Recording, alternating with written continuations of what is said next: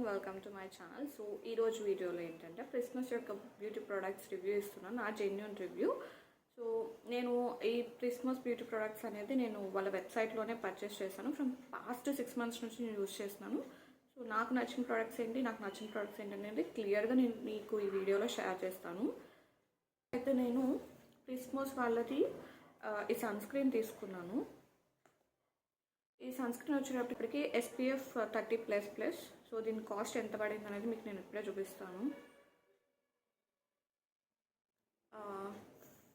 మీకు కనిపిస్తుందో లేదో 599 అంటే అరౌండ్ 600 పడింది నాకు దీని కాస్ట్.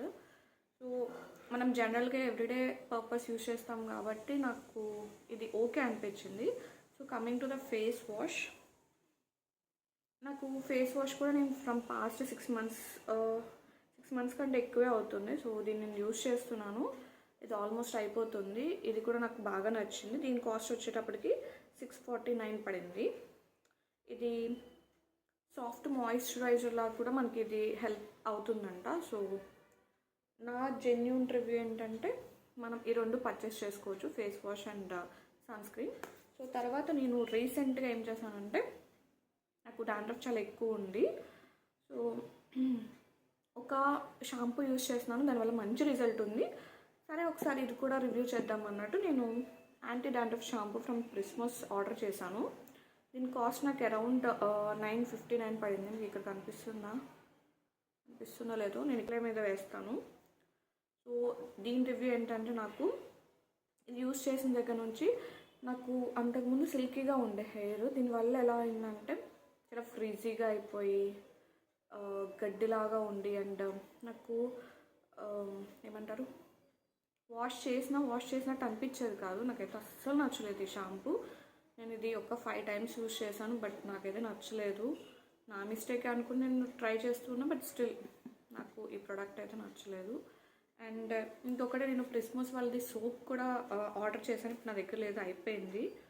ఆ సోప్ ఏంటంటే చాలా త్వరగా అయిపోతుంది. కొన్ని 399 పడింది నాకు సోప్.